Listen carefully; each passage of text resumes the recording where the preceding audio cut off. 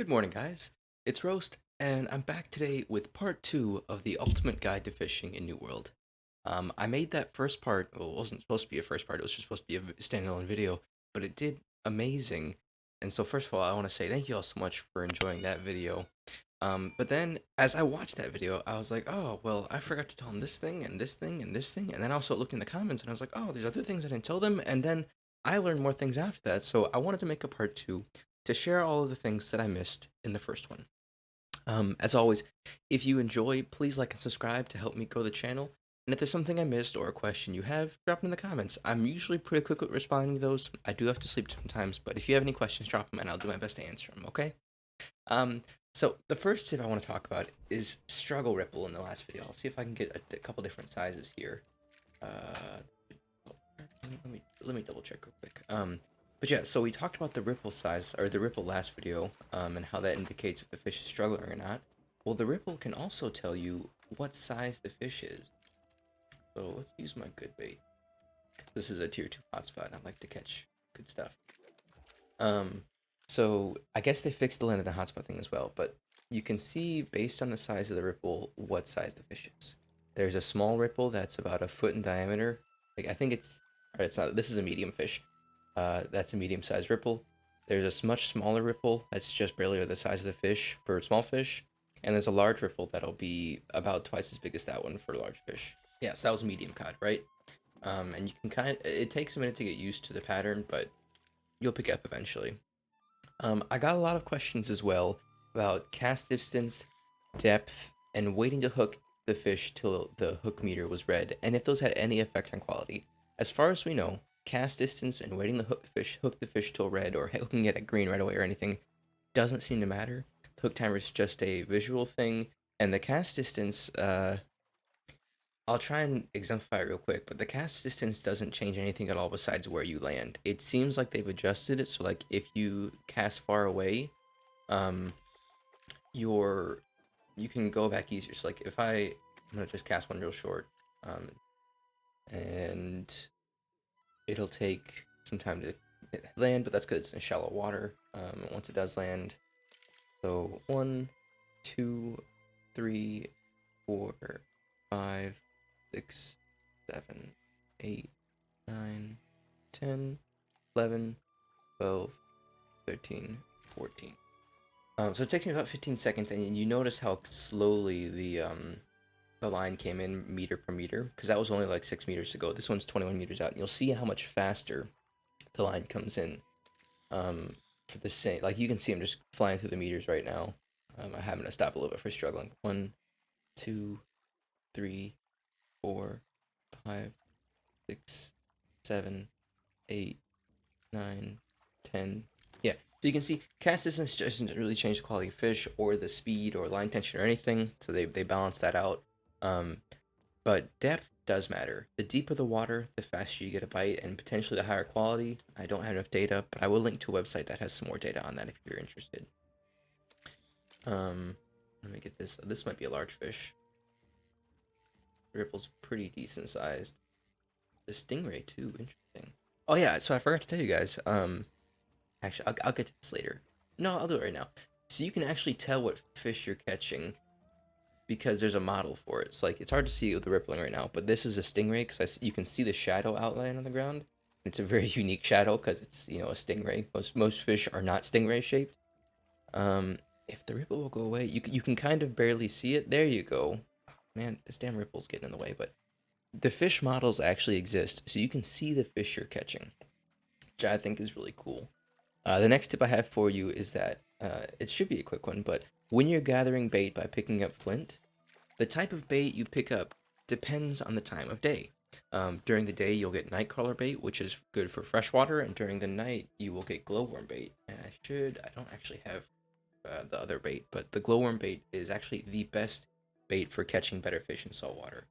So if you're looking to do that, or fish a lot in saltwater, do that during the day, and you'll get a bunch of bait. If you want to get Actually, no, sorry. You get you get the glowworm bait at night, and you get the nightcrawler bait during the day. Sorry, it's a little goofy.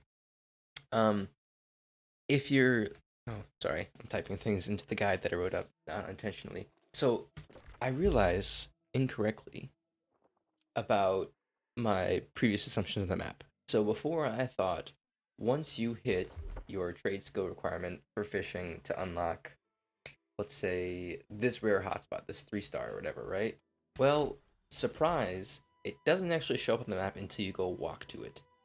I was incorrect on that. I kind of think it's a silly system because you have to unlock a random one and then go walk into it and find it, which makes it kind of difficult to discover things properly. But you know, when I'm max level fishing, I'll just go discover all of them. Anyways, I'm gonna link a website here that can tell you what level you unlock different fishing hotspots at. The main ones that are important to me are the first three-star hotspots you unlock, and that is there's a level 12 one up in Windsor right here that you unlock at level 12. At level 27, you unlock this one in Cutlass Keys, and at level 62, there's another one in Cutlass Keys. I think around in this area, but that website is more info though. So yeah. Another interesting thing. Oh, I'm in the map. Duh. I thought I was alt tabbed. Another interesting thing is that higher tier hotspots don't have as many fish, and they take longer to respawn. I've got a little graphic up that explains that. But I think it was actually I can just pull it up again real quick. So fish, the broad hotspots, the 1-star, have 30 fish and a 20 to 30 minute respawn. The rare hotspots have 20 fish and a 30 to 45 minute respawn, and the secret hotspots, which are the 3-stars, only have 10 fish and take anywhere between 45 and 90 minutes to respawn, which kind of sucks. I feel like I'm going to spend most of my time at 2-star hotspots since they're much more frequent and should be respawning faster, but needs more testing, I'll say. Um, the next tip I've got for you. Oh, I actually talked about the cast distance, not increasing time retention. Oops. And then I talked about what fish you're catching being available as well. So, no, I didn't mean to put fishing right away. The next one I want to talk to you guys about is that the struggle and fishing difficulty seems to be dependent on the rarity and size of the fish you catch, where larger and rarer fish are harder to capture. Up to and knowing how to use the struggle animation right actually becomes a necessity, I think, for legendary fish. As though the times I've caught legendary fish, during the struggle animation, you can just kind of break even. Um, and during this no struggle animation right here, it will actually regress very quickly if you aren't fishing. So you have to be fishing, or you have to be reeling in during the not struggle animation, and if you're reeling in only during the struggle animation, you will make almost no progress and won't catch the fish. Such to the point where with legendary fish, if you're reeling in at the wrong times, it will escape, no matter how good your fishing route is. Because I was very confused. I was like, I did everything right. I was maxing out the thing, and then but this is before I knew about the struggle animation, so makes a big difference.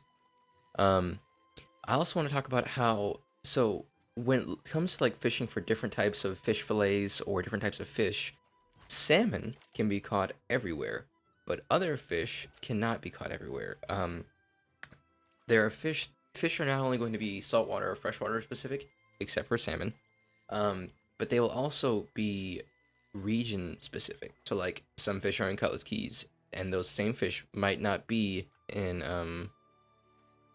Windsward, for example, or Everfall. It's just unique to that area. And then talking about regional fish, one of the last tips I have for you today is that each region has its own unique legendary fish. And these fish all serve different possibilities. So some of them are used in endgame potions, some of them are used in endgame food, and some of them are used to craft betting fisher trophies. So like increasing your luck when you're fishing. And another cool thing is that some of them can be turned into house decorations. Like you mount the fish and you like can put it on your wall and stuff, which I think is neat. I'm tempted to go catch a bunch of fish in other areas to get all the legendaries. Also, because I need to craft the fishing trophy because I'm a furnisher. But that's like level 180 or 200 furnishing, and that's just super expensive. It's not gonna happen anytime soon. But yeah, the last tip I guess I want to talk to you about today is the fishing gear quests. So tip number 11 for the day is that what the fishing gear gives you. So it takes a while to go through the quest chain, and I'm still not done with it. You can see I've got this one where I have to catch 25 of each type of fish fillet, which is going to be really difficult actually. It's going to take a minute because the tender and delicate are pretty rare. I think most of those only drop from bluefish, a couple from green, so it's just hard to get a hold of them. But the fishing gear you get from the quest is really nice. It runs you through, and eventually you'll start getting. The first couple of drops you get are all greens, all kind of useless. They don't give you anything. They say fishing gear, but they don't help your fishing at all. But then once you start to get the blue drops in, they usually drop in a chest when the like, course where it says fishing gear item 1 and it gives you something. But you can see you'll end up with a full set and you'll look like a fisherman. You'll have a hat, you'll have the smock, you'll have the gloves, you'll have the legs, and you'll have the boots. And what's really nice about these is they increase your chance for larger and better fish, or for your cast distance, all sorts of things. And what I want to say is, of the fishing bonuses, my favorite fishing bonus is always going to be the Lucky Waters, which is the boost to catching better fish in both salt and fresh water. After that, I would go with the boost to catching larger fish. After that, I would go with line strength increases.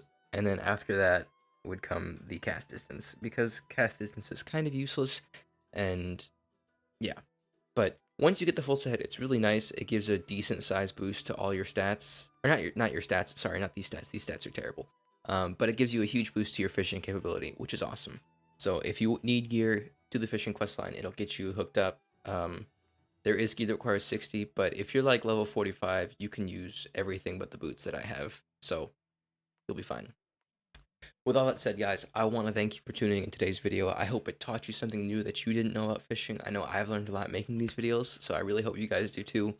If you like the video, please like the video. If you want to see more content like this, consider subscribing. And if you have more tips or any questions, drop them in the comments below, and I will do my absolute very best to answer them.